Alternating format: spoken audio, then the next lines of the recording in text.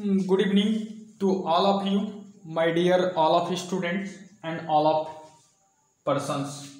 आज बीजगणित से संबंधित कुछ महत्वपूर्ण सवाल मैं बताने जा रहा हूं जो प्रत्येक विद्यार्थियों के लिए बहुत ही लाभान्वित होगा। हम आशा करते हैं कि आप लोग बहुत केयरफुली सवालों को समझेंगे और घर पर अपने बैठ करके उस सवालों को समझ करके ज़्यादा से ज़्यादा क्वेश्चन को सॉल्व करेंगे। तो उससे पहले यदि आपको मेरा वीडियो अच्छा लगे तो शेयर और सब्सक्राइब कीजिए और बेल आइकन को प्रेस कीजिए जिससे कि आप तक सबसे पहले मेरा वीडियो पहुंच सके। चलिए आइए मैं आता हूं एक फार्मूला। इसके पहले मैंने कुछ फार्मूले को सॉल्व कर लिया था। फार्मूले से related a plus B plus C का होल स्क्वायर इक्वल टू होता है a square plus B square plus C square plus 2ab plus 2bc plus 2ca। Okay, देखिए इसको हम आर का मतलब होता है अथवा, लिख सकते हैं क्या a square plus B square plus C square plus 2 इसमें कॉमन ले लीजिए। ठीक है, जब 2 कॉमन ले लेंगे तो आपके पास क्या होगा ab plus B C plus C A. Okay, तो ये आपके सामने बहुत ही महत्वपूर्ण सूत्र है। यहाँ सवालों को समझने का प्रयास कीजिए। जितना ही ज़्यादा आप समझने की कोशिश करेंगे उतना ही आपके लिए बेहतर होगा। तो मैं आपको एक ही सजेशन करूँगा कि आप पूरा वीडियो को देखिए।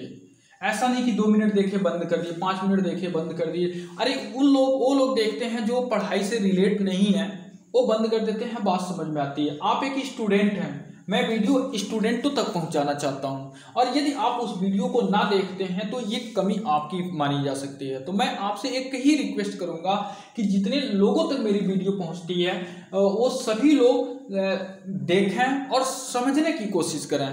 ठीक है, जैसे एक का मैं वीडियो डाला था कि x to the power 4 plus 1 sorry x square plus 1 by x square equal to 3 एक क्वाड्रेटिक इक्वेशन है या नहीं है। तो मैंने शो किया था कि नहीं है। रीजन किसी लड़के ने कमेंट किया था बहुत ही शानदार तरीके से। हम चाहते हैं कि विद्यार्थी उस तरह से समझें।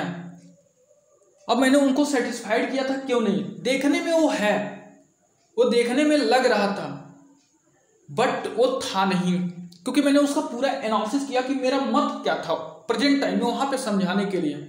तो किसी भी सवाल को समझाने का मतलब मेरा ये होता है कि उसकी गहराई तक समझिए और ताकि आप किसी भी सवाल को तोड़ मरोड़ कर उसे लगा सकें, आप उसकी बातों को समझ सकें कि लेखक कहना क्या चाहता है। इस पर लेखक राइटर जो बनाया हुआ है वह किस तरह के क्वेश्चन को दे सकता है। जब आप आने वाले कंपटीशन में बैठेंगे तो ऐसा नहीं कि आपके सामने सिंपल क्वेश्चन रहेंगे और उसको सॉल्व करके दे देंगे। ऐसा होता तो सब लोग एक अच्छे पोस्ट को प्राप्त किए रहते हैं, लेकिन ना, एक ऐसा क्वेश्चन देता है जो सब कुछ जानते हुए भी नहीं बता पाते हैं।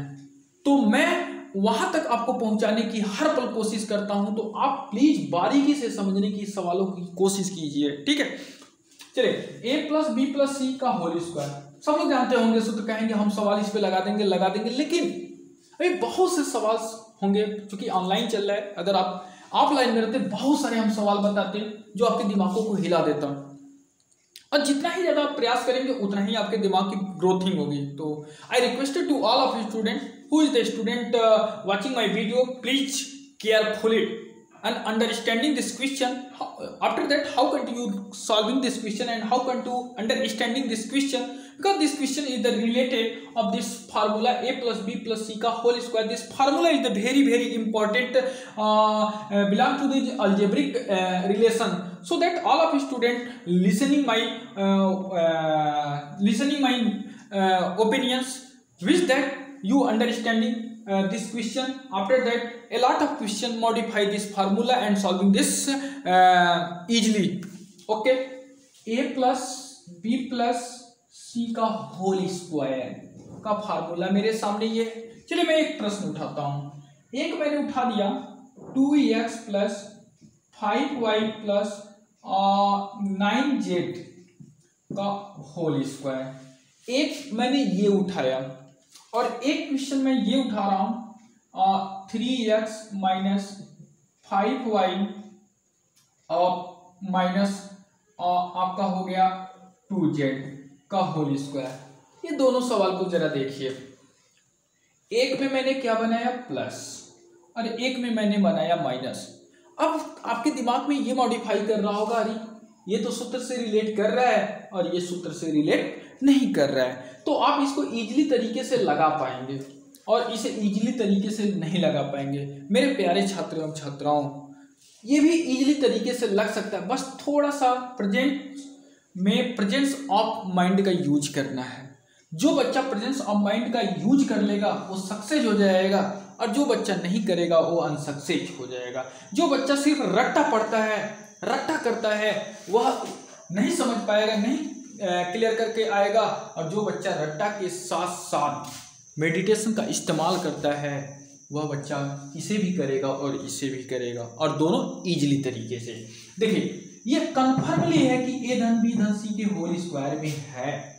आप मानिए ए का मतलब ये है, बी का मतलब ये है और सी का मतलब ये है। Understand to all of student. तो जहां ए होगा वो 2x, जहां बी होगा वो 5y, जहां सी होगा वो 9z है। आप एक दिमाग में इसको फोकस कीजिए, अभी नहीं कि पूरा पमारा लिखा जाए, ए बी सी वैल्यू ये है, फिर मान रखते हैं, फिर इसको सॉल्व करते हैं। ये तो गोंदू माइंड की कहानी बन जाएगी आपकी। आप एक स्टैंडर्ड लेवल में पढ़ रहे हैं, बोले तो 6, 7, 8 एंड अपर क्लास का, तो एक बड़ा लेवल हो जाता है आप लोगों का। मैं अक्सर लड़कों को देखता हूँ कि 6 में पढ़ते हैं, 7 में, 8 में पढ़ते हैं, कुछ वैल्यूएशन ही नहीं रहती, कोई टारगेट ही नहीं रहती, यहाँ तक इंटर तक जाने के बाद भी कोई टारगेट नहीं रहता है। ये बहुत अफसोस की बात है। आप टारगेट 5th में जाते जाते आप बना लीजिए, उसके अकॉर्डिंग आप लेबर करिए, निश्चित तौर पे रिजल्ट आपके सामने आने वाले कल का होगा। तो यहाँ जहाँ ए होगा मैं 2x रखूंगा, तो 2x का होल स्क्वायर। जो बी होगा, बी का वैल्यू क्या रखूंगा 5y का होल स्क्वायर, और सी की वैल्यू क्या होगी मेरे भाई 9z का स्क्वायर। मीन्स कहने का अभिप्राय ये है कि जहाँ ए होगा आप 2x रख दीजिएगा, जहाँ बी होगा वहाँ 5y रखिएगा, जहाँ सी होगा वहाँ 9z रखिएगा। अंडरस्टैंड। तो मैंने रख दिया plus 2ab, ab bc ca। जैसे मान लीजिए मैंने a b c ऐसे कर दिया, ab हो गया, फिर ये bc हो गया, फिर ऐसे आया एक चक्री क्रम। जैसे मैं क्रम बना दूं a b c, a से कहाँ चला b पर, a से कहाँ चला b पर, अंडरस्टैंड। और फिर b से कहाँ चला c पे, c से कहाँ चला a पे। तो वही बनता है 2ab 2bc और 2ca। तो 2 इंटू a की वैल्यू क्या है 2x और b की वैल्यू क्या है 5y प्लस 2bc, 2 गुणे b की वैल्यू क्या है 5y, c की वैल्यू क्या है 9z। चलिए अभी मैं इसको उतारूंगा, ठीक है। 3x minus 5y minus 2z, मैं राइट कर दूं 3x minus 5y minus 2z। चलिए अभी बात होता है, ये 2bc हो गया और 2ca लाइए, 2 इंटू c की वैल्यू क्या है 9z और a की वैल्यू क्या है 2x। देखिए इसमें यहां तक 2ab 2bc 2ca में 2 बार a आया होगा, 2 बार b आया होगा, 2 बार c आया होगा। अब इसको लगाएं 2x पे 2 घात, यानी कहने का मतलब यहां समझने की कोशिश कीजिएगा, जब किसी वैल्यू पर कोई पावर लगा हो समझने का प्रयास कीजिएगा। जैसे मैं लिख दूं 3 पे 4 घात, तो कितने लड़के पूछा जाए कितना होगा, तो बोल देते हैं 12। कैसे, वो क्या कर देते हैं 3 में 4 का गुणा कर देते हैं, और जबकि क्या होगा ये 81 होगा। इसका मतलब कोई 12 बताया, कोई 81 बताया, अंतर तो हो गया ना। तो कैसे वो 12 बता रहा है, कैसे वो 81 बता रहा है, जबकि सच आंसर क्या है 3 3 27 में 81 सही है। मीन्स वही बात मैं कहना चाहता हूँ कि जब किसी वैल्यू पर, बोले तो हिंदी में जब किसी मान पर घात लगा हो, तो जिस मान पर जो घात लगा रहता है, तो जितना घात लगा रहता है उस मान का हम उतनी बार गुणा करते हैं, बार गुणा करते हैं, में नहीं। यानी यहाँ पे हमने में किया और यहाँ पे मैंने क्या किया, यहाँ पे मैंने बार किया। सिंपल शब्दों में जब किसी मान पर कोई पावर लगा हो तो उस मान का हम उतनी बार गुणा करते हैं जितना पावर लगा रहता है। गलती मत कीजिएगा, ठीक है। चलिए तो 2x पे 2 घात लगा है, यानी 2 पावर लगा तो मैं 2 बार मल्टीप्लाई करूंगा। 2x का गुणा 2x में होगा तो 4x स्क्वायर, 5y का स्क्वायर बोले तो 25y स्क्वायर, 9z स्क्वायर का 9z का होल स्क्वायर का मतलब 991 और z में z का z स्क्वायर प्लस, देखिए इसका हम गुणा कर लेंगे, पहले अचर का करना है फिर चर का। 2 दूना 4 पचे 20xy प्लस 2 पचे 10 9 90 yz प्लस 2 9 18 दूना 36 zx आंसर।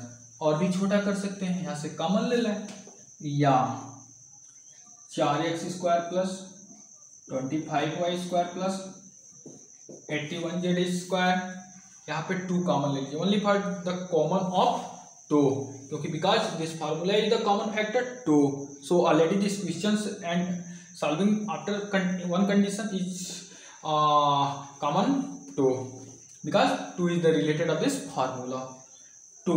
तो क्या होगा 10xy कॉमन का मतलब भाग होते हैं प्लस 45yz प्लस 18zx, ये आपका सुंदर सा आंसर हो जाएगा। ये तो सिंपल फार्मूले से रिलेट करके रख दिया। अब मैं दूसरे एंगल से आता हूँ, थोड़ा इससे कठिन होगा। ये एक सवाल मैंने उठाया था 3x minus 5y minus 2z का होल स्क्वायर। देखिए सबसे पहले क्या होता है कि इस सवाल को हम पहले सूत्र से रिलेट करेंगे। इस सवाल को हम किससे रिलेट करेंगे? सूत्र से रिलेट करेंगे, और जब सूत्र से रिलेट हो जाएगा तब हम उस पर आगे बढ़ेंगे। कोई आपसे पूछे कि a माइनस बी माइनस सी का होल स्क्वायर बताओ, तो आपको पता ही नहीं है ना। आप बना के राइट कर सकते हैं, याद कर सकते हैं, वो अलग चीज होती है, लेकिन आप बस इसको याद कीजिए, बाकी सवालों को समझिए, वो बेहतर होगा ना कि हर सवाल पे फार्मूले बनाइए और रटिए, रट्टा मारिए, रटते रह जाएंगे आप। तो यहाँ पे हम इसको लिख सकते हैं 3x को एक कोष्टक में प्लस यहाँ लिखिए, क्योंकि प्लस सबके आगे है, तो ये क्या हो जाएगा माइनस 5y अंदर चला जाएगा प्लस माइनस 2z अंदर चला जाएगा, नो प्रॉब्लम। यानी इस सवाल को आप ऐसे लिख सकते हैं और फिर एक मजला ब्रैकेट बना दीजिए, इस पर 2 घात लगा दीजिए, ठीक है। अगर आप 2 घात अगर मजला ब्रैकेट नहीं बनाएंगे और सब पे स्क्वायर चढ़ा देंगे तो गलत हो जाएगा, ठीक है ना। तो यहाँ 3x plus minus 5y plus minus 2z का होल स्क्वायर, इसका मतलब ये हुआ कि यही सवाल ये है, ठीक, कोई अंतर नहीं हुआ सर। अब आप सिंपल शब्दों में इसको a मान लेंगे, ये कोष्टक वाले मान को b मान लेंगे और इस कोष्टक वाले मान को आप c मान लेंगे, तो confirmly a plus b plus c, but b का मान क्या है माइनस में है और c का भी मान माइनस में। इसको लगाने से पहले मैं एक बात और एक सवाल दर्शा देता हूं आपके सामने। जैसे मान लीजिए 5x माइनस 2z प्लस और 2y कर देते हैं, 2y प्लस 7z कर देते हैं का होल स्क्वायर। देखिए एक जगह माइनस और एक जगह प्लस है, तो इसको मैं सॉल्व नहीं करूंगा, आप सॉल्व करेंगे। इसको लिख सकते हैं 5x, एक ब्रैकेट में डाल दीजिए, यहाँ पे प्लस लगाइए, माइनस 2y को अंदर लेके चले जाइए प्लस 7z, और इस पूरे पे आप क्या कर दीजिए स्क्वायर लिख दीजिए। बन गया वो काम आपका। कौन सा formula? a plus B plus C का होल स्क्वायर का। बन गया ना, क्लियर। चलिए अब हम इसको लगाते हैं। a की वैल्यू क्या है 3x, तो हम क्या लिखेंगे 3x का स्क्वायर। फिर b की वैल्यू क्या है 5y, सॉरी माइनस 5y, तो यहाँ प्लस लिखेंगे क्योंकि b के आगे क्या है प्लस, माइनस 5y का स्क्वायर प्लस c की वैल्यू क्या है माइनस 2z का स्क्वायर प्लस 2ab, यानी 2 इंटू a की वैल्यू क्या है 3x, b की वैल्यू क्या है minus 5y plus 2bc, 2bb की वैल्यू क्या है माइनस 5y, c की वैल्यू क्या है minus 2z plus 2ca, c की वैल्यू क्या है माइनस 2z, a की वैल्यू क्या है 3x। अंडरस्टैंड? बस कुछ करना नहीं है, दिमाग लगा के रख डालना है।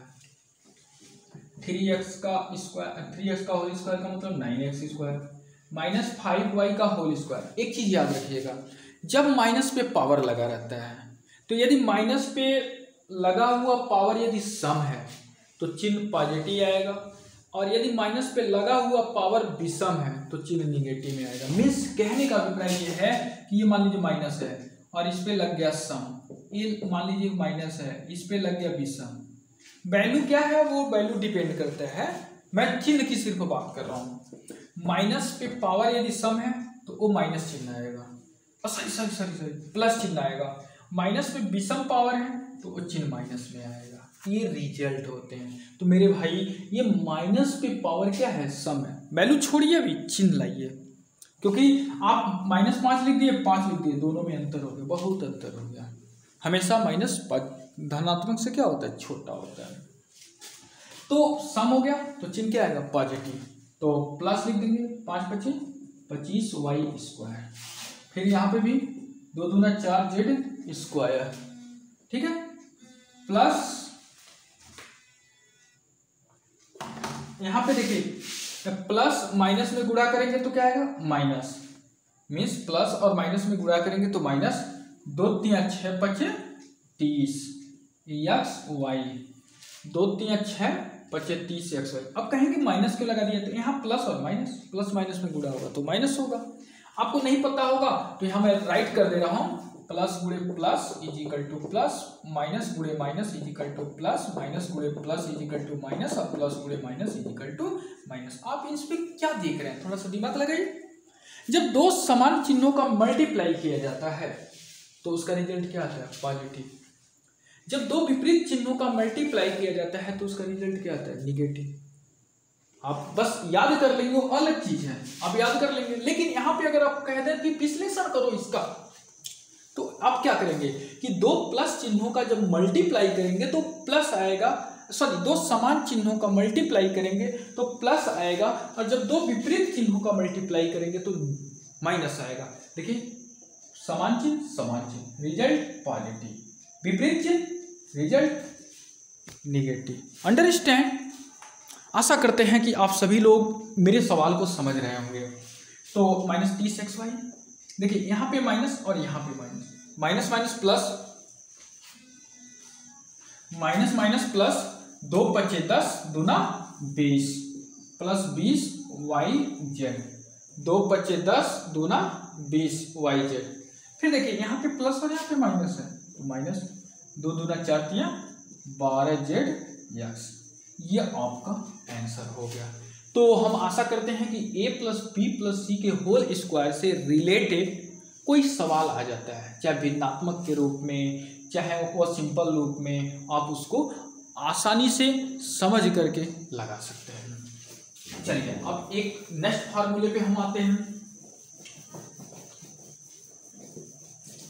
एक आता है a + b का होल क्यूब। आपसे कोई पूछे a + b का होल क्यूब क्या होता है, तो आप क्या बोलेंगे, a³ + b³ + 3ab कोष्टक में a + b। एक फार्मूला ये होता है।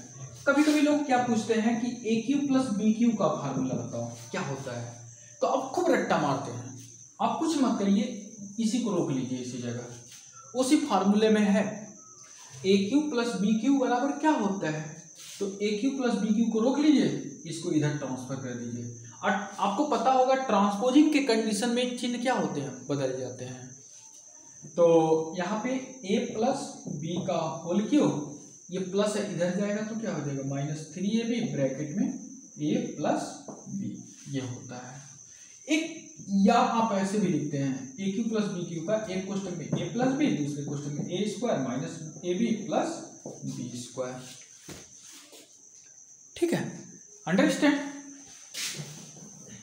चलिए हम इससे रिलेटेड सवाल उठाते हैं। जैसे मैंने लिख दिया 4x - 11y का होल क्यूब। ये ध्यान दीजिएगा, 4x - 11 प्लस का है ना, तो यहाँ प्लस कर दें, 4x + 11y का होल क्यूब। अंडरस्टैंड? तो हम क्या करेंगे कि इसको इस सूत्र से रिलेट कर दें, कुछ करना नहीं है। आप 4x को आप मान लीजिए a, मन में मानिए, ठीक है। 11y को मन में मान लीजिए b, यानी आप सोचिए मन में क्या माने, a is equal to 4x, b is equal to 11y। अर्थात कहने का मतलब ये है कि सूत्र में जहाँ a रहेगा वहाँ पे आप क्या रखेंगे 4x, और जहाँ b रहेगा वहाँ पे क्या रखेंगे आप 11y। अंडरस्टैंड?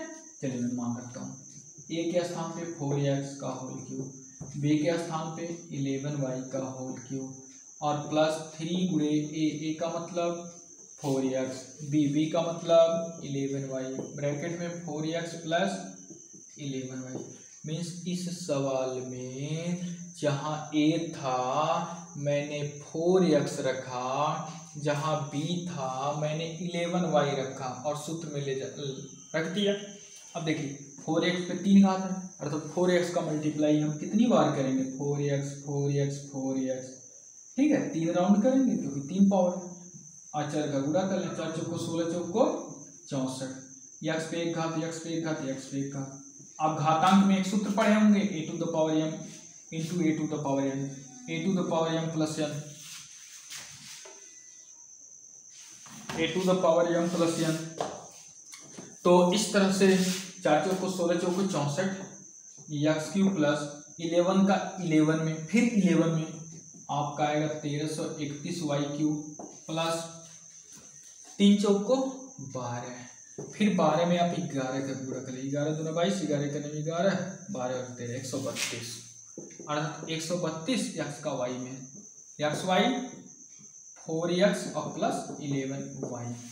अभी ये आंसर नहीं हुआ, आप इसको मान सकते हैं, अभी इसके आगे भी एक लाइन हो सकता है, means 64x cube plus 1331y cube plus इसका इसमें मल्टीप्लाई कीजिए, 4 का 2 में होगा तो 4 दूना 8, 4 का 3 में होगा 4 3 12, 4 का 1 में होगा 4 का 4 5 1 5, x का x में होगा तो x स्क्वायर वाई और प्लस फिर 11y का इसमें होगा तो 11 दूना 22, 11 3 33 2 35, 11 का 9 11 3 14, यानी 1452 x y स्क्वायर आंसर। इस तरह से आप सवाल लगा सकते हैं।